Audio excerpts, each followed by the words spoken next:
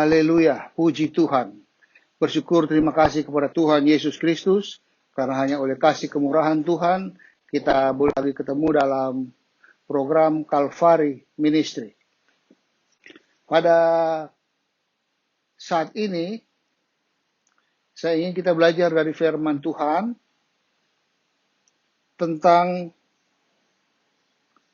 bagaimana kita hidup sebagai anak Tuhan yang sudah mengalami lahir baru, yang memiliki kehidupan di dalam Yesus Kristus. Untuk itu saya ajak kita buka Alkitab kita di dalam Wahyu pasal 2 ayat 10b berkata begini. Wahyu pasal 2 ayat 10b berkata, "Hendaklah engkau setia sampai mati, dan aku akan mengaruniakan kepadamu mahkota kehidupan." Ayat ini katakan bahwa hendaklah engkau, jadi engkau ini pribadi, berbicara secara pribadi, hendaklah engkau setia sampai mati.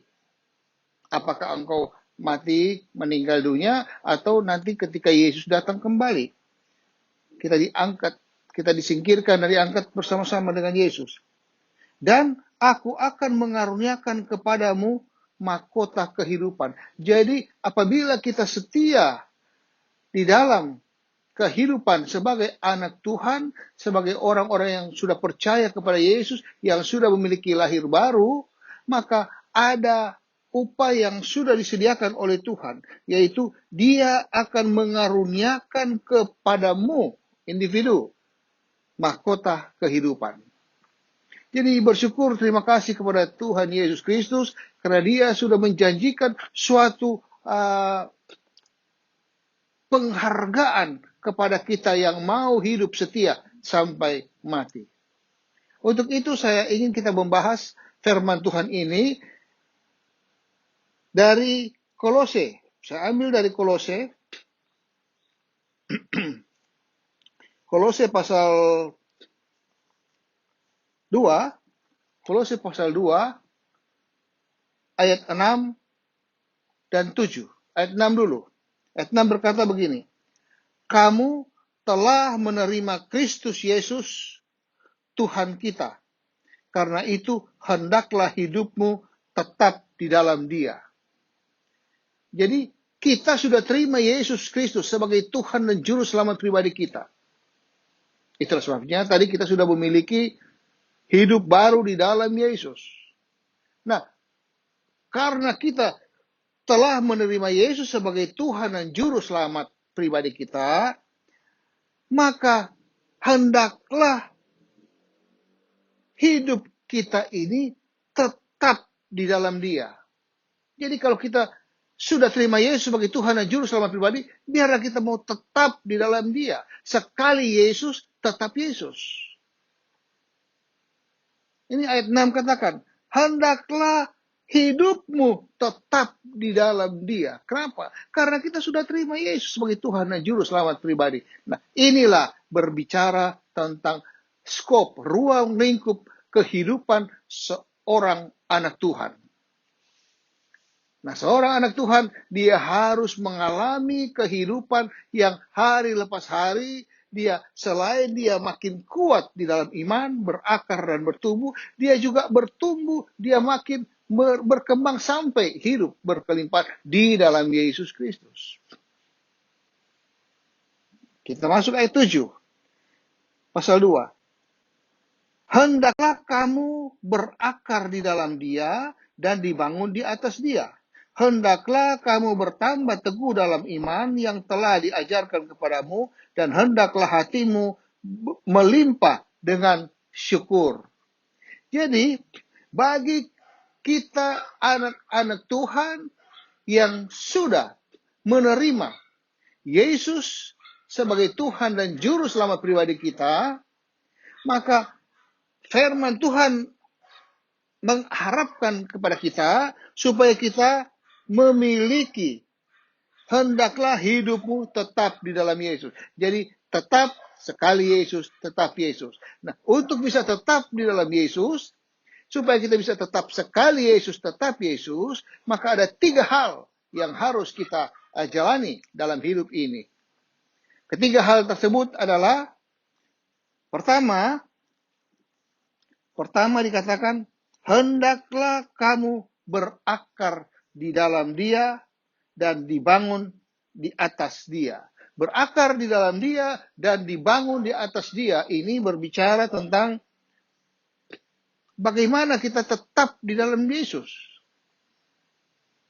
Kalau kita tetap di dalam Yesus, artinya kita berjalan di dalam Yesus. Alkitab katakan bahwa di dalam Kisah Rasul pasal 17, Kisah Rasul 17, ayatnya yang ke-28 berkata, sebab di dalam Dia, yaitu di dalam Yesus, kita hidup, kita bergerak, dan kita ada. Di dalam Yesus kita hidup, kita bergerak, kita ada. Jadi segala aktivitas kehidupan kita, baik kita bekerja di kantor, kita bekerja di rumah, atau kita melayani Tuhan, atau kita pergi merantau dan sebagainya, tetap hidup kita itu harus ada di dalam Yesus. Artinya harus tetap konsekuensi dengan hidup baru kita sebagai anak Tuhan. Itu yang dimaksud dengan kalau kita mau tetap di dalam Dia. Tetap di dalam Yesus. Jadi pengertian tetap di dalam Yesus itu adalah kita berjalan di dalam Yesus. Yang oleh Kisah para Rasul 17 tadi dikatakan, kita hidup, kita bergerak, dan kita ada di dalam Yesus. Juga tetap di dalam Yesus ini juga berbicara tentang bagaimana kita tinggal di dalam Dia. Di dalam Injil Yohanes pasal 15 dikatakan begini. Yohanes 15 ayatnya yang ke-5. Yesus katakan, akulah pokok anggur dan kamulah ranting-rantingnya. Jadi Yesus pokok anggur, ini pohonnya, pokok anggur, dan kita ini ranting-rantingnya yang nempel kepada pokok itu. Selanjutnya, barang siapa tinggal di dalam aku, menempel dengan pokok anggur itu, dan aku di dalam dia, ia berbuah banyak. Sebab di luar aku, kamu tidak dapat berbuat apa-apa. Di luar Tuhan, apabila kita melepaskan diri daripada Yesus, maka kita tidak bisa berbuat apa-apa. Oleh karena itu, pengertian bahwa kita tetap di dalam Dia, karena kita sudah terima Yesus sebagai Tuhan dan Juru Selamat pribadi, hendaklah kita tetap di dalam Dia. Tetap di dalam Dia adalah kita berjalan di dalam Dia, yaitu kita hidup, kita bergerak, kita ada, dan kita nempel kepada Yesus sebagai pokok anggur yang benar. Sehingga Yesus yang adalah sumber kehidupan kita itu selalu memberikan segala kebutuhan, keperluan hidup kita sebagai anak Tuhan, sebagai orang yang sudah menerima Yesus sebagai Tuhan dan Juru Selamat pribadi. Kita akan tetap di dalam Yesus. Untuk tetap di dalam Yesus, ada 3 hal yang tadi saya katakan. Pertama, kita harus hendaklah, kita kembali ke Kolose tadi, Kolose pasal 2, dikatakan bahwa hendaklah kamu berakar di dalam Dia dan dibangun di dalam Dia. Untuk supaya kita tetap di dalam Yesus, kita harus berakar di dalam Dia dan kita harus dibangun di atas Dia. Nah, berakar di dalam Dia ini berbicara tentang akar. Kita tahu akar tumbuhan, dia selalu berada di dalam tanah. Berakar itu berarti ada di dalam tanah, dan makin dalam akarnya, maka pohonnya makin tinggi dan tidak akan gampang dirobohkan. Berakar itu di dalam tanah berarti tidak kelihatan. Bagaimana supaya kita berakar di dalam Tuhan yang semuanya tidak kelihatan? Ada 2 hal yang tidak kelihatan dalam kita mengiring Tuhan. Pertama, kita Tidak kelihatan kalau kita itu hidup rendah hati. Hidup rendah hati itu berbicara tentang kita berakar di dalam Tuhan. Tidak kelihatan. Tidak bisa orang lihat hati kita. Kita rendah hati. Dan Alkitab katakan di dalam Yakobus 4 ayat 10. Yakobus 4 ayat 10 berkata begini.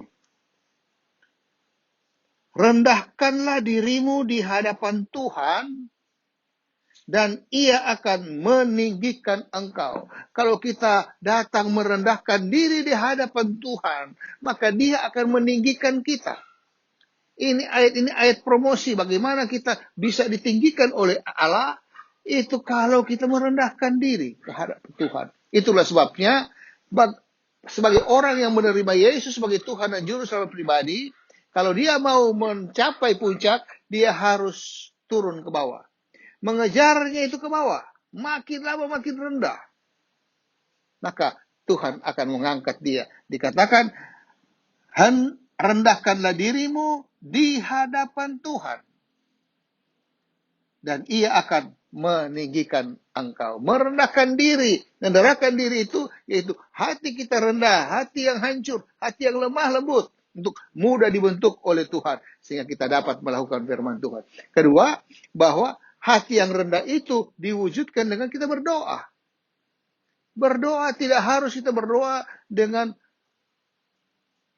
menggembar-gemburkan. Oh, kami sedang mengadakan aktivitas doa.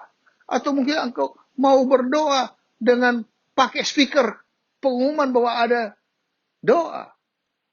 Tuhan mau kita berdoa itu tidak kelihatan. Kalau kita lihat di Alkitab Injil Matius, khotbah Yesus di bukit, di dalam Matius pasal 6, ayat 6 berkata begini. Tetapi jika engkau berdoa, masuklah ke dalam kamarmu, tutuplah pintu dan berdoalah kepada Bapamu yang ada di tempat yang tersembunyi. Maka Bapamu yang melihat yang tersembunyi akan membalasnya kepadamu. Jadi Tuhan perhatikan ketika kita berdoa, kita tutup semua pintu, tidak dilihat oleh orang. Jadi jangan kita mau berdoa, kemudian kita harus umumkan atau pakai lewat speaker-speaker. Tidak perlu. Kemudian kalau kita berdoa puasa harus diumumkan, kami mau berdoa puasa, jangan ganggu kami. Tidak bisa. Itu dilakukan oleh orang-orang yang belum menerima Yesus sebagai Tuhan dan Juru Selamat pribadi. Tetapi bagi engkau yang sudah terima Yesus sebagai Tuhan dan Juru Selamat pribadi, engkau harus hidup rendah dan hendak berdoa kepada Dia. Jadi untuk bisa kita berakar di dalam Yesus, kita harus rendah hati dan kita harus berdoa di dalam kerendahan hati. Dan selanjutnya dikatakan dibangun.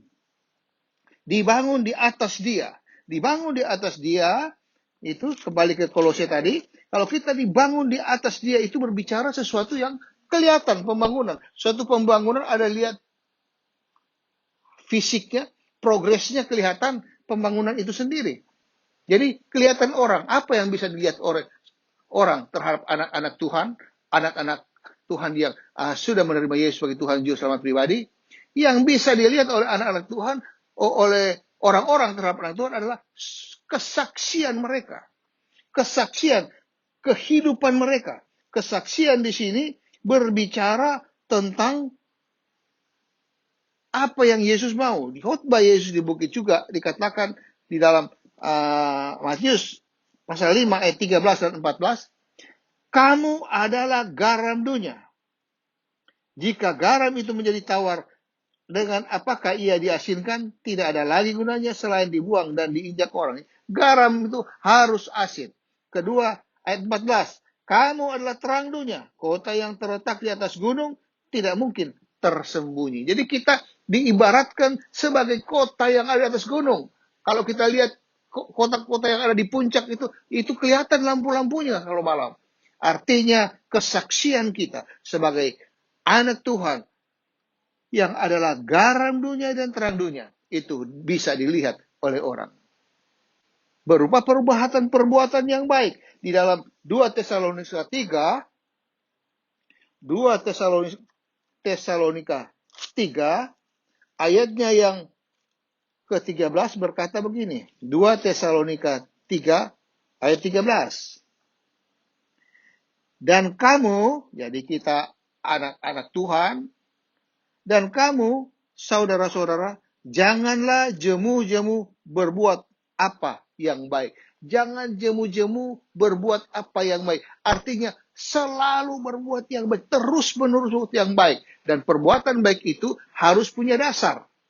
Dasarnya Yesus Kristus. Kita beriman kepada Yesus Kristus. Di dalam 2 Petrus pasal 1 dikatakan, 2 Petrus pasal 1 dikatakan ayat 5. Justru karena itu kamu harus dengan sungguh-sungguh, nggak boleh setengah-setengah, sungguh-sungguh berusaha untuk menambahkan kepada imanmu kebajikan. Jadi tambahkan kepada iman kita adalah kebajikan, perbuatan baik yang tadi sebagai garam dan terang dunia. Nanti setelah kita berbuat baik, ditambahkan lagi yang namanya pengetahuan. Kita melakukannya dengan satu pengertian, pengetahuan bahwa ini menyenangkan hati Tuhan. Haleluya, puji Tuhan. Jadi dari sini kita bisa melihat bahwa karena kita sudah menerima Yesus sebagai Tuhan dan Juru Selamat pribadi, kita harus tetap di dalam Yesus. Kita harus tetap di dalam Yesus, artinya kita berjalan di dalam Yesus dan kita tertancap, tinggal tetap di dalam Yesus. Dan ketika kita ada di dalam Yesus, kita melakukan hal-hal yang progresif. Salah satu progresif, poin pertama adalah kita harus berakar di dalam Dia dan dibangun di dalam Dia. Haleluya, puji Tuhan. Jadi poin pertama tadi adalah hendaklah kita berakar di dalam Dia dan dibangun di atas Dia. Poin yang kedua. Yang kedua, kita kembali lagi ke Kolose pasal 2 tadi. Dikatakan, poin yang kedua, hendaklah kamu bertambah teguh dalam iman yang telah diajarkan kepadamu. Bertambah teguh dalam iman. Jadi iman itu jangan cuman lembek. Iman itu jangan sampai kita gampang digoyahkan iman kita. Apalagi dengan situasi dunia sekarang ini. Dengan banyak persoalan yang ada. Dengan banyak godaan dan rintangan. Sehingga iman kita ini menjadi goyah, lembek. Tetapi firman Tuhan katakan poin kedua ini. Hendaklah kita bertambah teguh dalam iman. Bertambah teguh dalam iman yang telah diajarkan kepada kita. Yaitu tentang Yesus dan segala janji-janjinya. Nah, supaya kita bertambah teguh dalam iman, saya ajak kita maju sedikit ke dalam Kolose pasal 1, ayatnya yang ke-23. Kolose 23 berkata, sebab itu kamu harus bertekun dalam iman. Sebab itu kamu harus bertekun dalam iman, juga tetap teguh dan tidak bergoncang. Dan jangan mau digeser dari pengharapan Injil yang telah kamu dengar dan yang telah dikabarkan di seluruh alam di bawah langit. Dan yang aku ini Paulus telah menjadi pelayannya. Jadi ayat ini mengajak kita, bahkan memberikan kita dorongan supaya kita harus bertekun di dalam iman. Kita sudah percaya kepada Yesus. Sekali Yesus, tapi Yesus. Nah, kita jalankan dengan satu ketekunan di dalam iman kepada Yesus. Percaya kepada Yesus dan segala janji-janjinya. Kemudian kita harus tetap teguh. Jangan goyah dengan ajaran-ajaran yang ada. Dan jangan mau digeserkan dari pengharapan Injil. Apa itu pengharapan Injil? Pengharapan Injilnya tidak boleh kembali kepada kehidupan yang lama. Kehidupan yang lama itulah kehidupan yang penuh dengan kejahatan, penuh dengan pemberontakan. Nah, kita harus bertambah teguh dalam iman. Apa alasannya kok kita harus bertambah teguh? Kalau kita lihat di ayat 22, ayat 22b berkata, sekarang diperdamaikannya di dalam tubuh jasmani Kristus oleh kematiannya, untuk menempatkan kamu kudus dan tak bercela dan tak bercacat di hadapan Tuhan. Ada suatu program yang ilahi, yang luar biasa dari Tuhan, yaitu supaya kita yang sudah percaya kepada Yesus, yang sudah menerima Yesus sebagai Tuhan dan Juru Selamat pribadi kita harus tetap di dalam Yesus. Tetap di dalam Yesus, dan kita harus berjalan di dalam Yesus, dan kita harus tertancap kepada sumber pokok anggur yang benar itu. Maka kita akan memiliki hidup di dalam Yesus. Dan ketika kita hidup dalam Yesus ini, kita harus berakar dan bertumbuh. Bahkan iman harus teguh. Dengan maksud, karena Tuhan sudah punya program ilahi buat kita. Yaitu satu saat Dia ingin supaya kita hidup di hadapan Tuhan dengan menempatkan kita kudus dan tak bercela serta tidak bercacat di hadapan Tuhan. Ini yang Tuhan mau, supaya kita memiliki satu keadaan, kondisi iman yang luar biasa, yaitu menjadi gereja yang sempurna.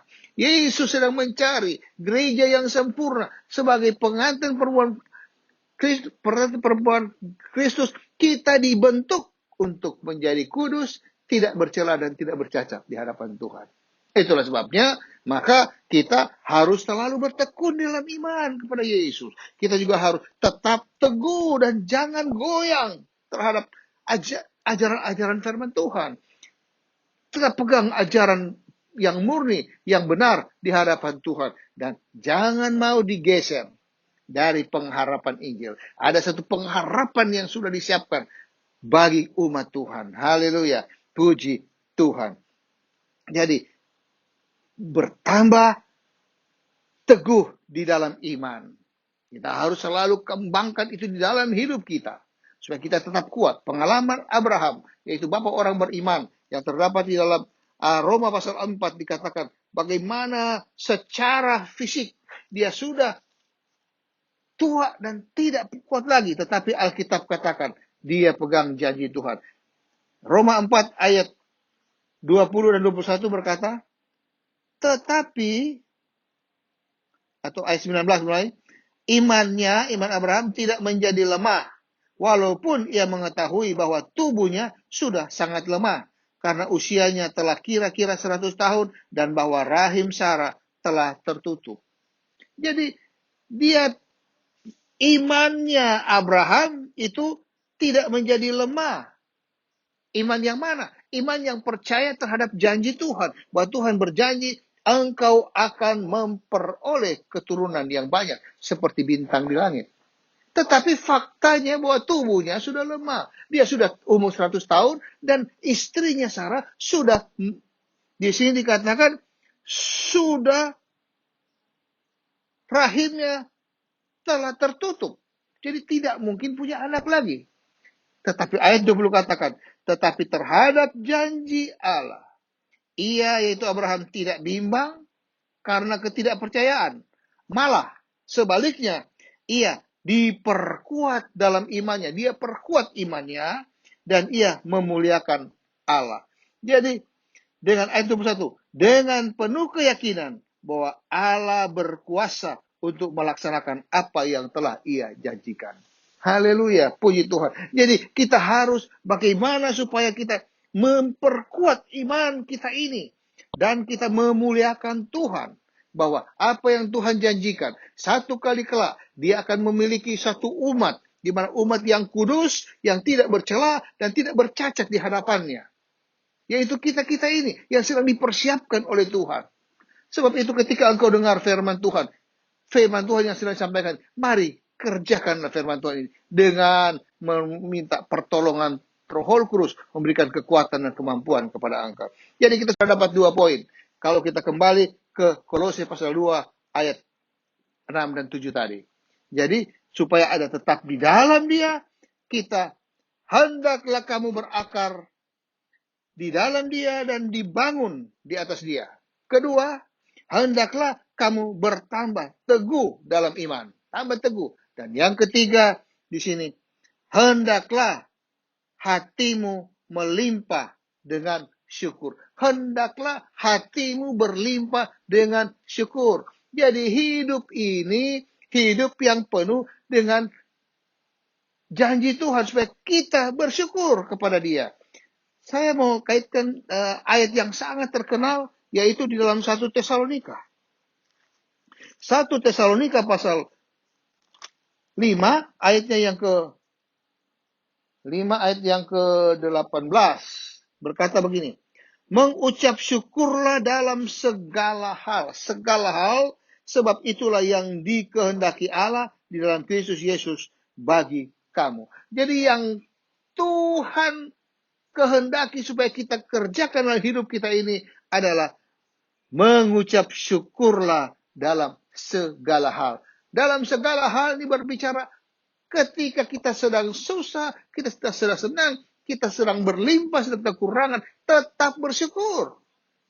Bersyukur kepada Tuhan. Memang bersyukur kepada Tuhan ini sesuatu yang sangat diharapkan, dikehendaki oleh Tuhan. Dan iblis banyak tertipu dengan ketika kita mengucap syukur. Ketika kita tertekan oleh persoalan, kita ditekan oleh iblis, kemudian kita bersyukur, iblis bingung. Sudah saya tekan sampai habis-habisan, kok dia masih bersyukur kepada Tuhan? Akhirnya iblis lepaskan. Kenapa? Karena kita punya Yesus yang sanggup memberikan kekuatan kepada kita. Memang janji Tuhan bahwa tidak selamanya langit itu biru. Tidak selamanya bahwa jalan ini adalah rata. Tetapi yang Tuhan janjikan, Dia beserta dengan kita. Haleluya. Jadi puji Tuhan. Kalau kita sudah percaya kepada Yesus, kita harus yakini, kita percaya bahwa Yesus beserta dengan kita. Immanuel, Allah beserta dengan kita. Ada Roh Kudus dalam hidup kita. Dan Dia yang di dalam kita lebih besar dari segala persoalan yang ada di luar ini. Oleh karena itu, kita pasti menang bersama dengan Yesus. Untuk itu, kita harus selalu bersyukur. Kita bersyukur, sampaikan ucapan syukur. Ucapan syukur ini, kata ucapan syukur ini kalau kita lihat di bahasa Yunani-nya adalah eukaristeo. Eukaristeo ini berbicara tentang penuh kesukaan. Jadi kita bersyukur ini karena kita penuh sukacita, penuh kesukaan. Penuh kesukaan itu artinya kita bukan menyampaikan ucapan syukur itu melalui mulut saja, tetapi dari hati yang penuh sukacita ini meluap kata-kata ucapan syukur dalam kehidupan kita. Kedua, selain penuh ucapan syukur, arti kata penuh sukacita, arti kata ucapan syukur ini adalah berterima kasih. Kita harus berterima kasih kepada Tuhan kita karena Dia sangat baik. Dia yang melepaskan kita dari lubang kubur. Artinya kita ada kematian, kebinasan kekal karena dosa. Kita dilepaskan oleh Yesus. Kemudian kita dilepaskan dari sakit penyakit. Mungkin penyakit-penyakit banyak. Tapi Tuhan sembuhkan kita. Dan kita juga sehat. Tuhan juga mencukupi kebutuhan keperluan kita. Kebutuhan-kebutuhan sehari-hari. Dia cukupkan kita. Bahkan Dia berikan kita hasrat hati nurani kita. Untuk menerima damai sejahtera sukacita. Itu senantiasa ada dalam hidup kita. Ini semua yang dikerjakan oleh Yesus. Sebab itu Dia adalah Yesus yang sangat baik. Dan sangat pantaslah kalau kita berterima kasih kepada Dia. Itu yang dimaksud dengan ucapan syukur. Karena ucapan syukur itu menyenangkan hati Tuhan. Dan itulah kehendak Tuhan bagi kita orang yang sudah menerima Yesus sebagai Tuhan dan Juru Selamat pribadi. Oh, terpujilah nama Tuhan. Jadi,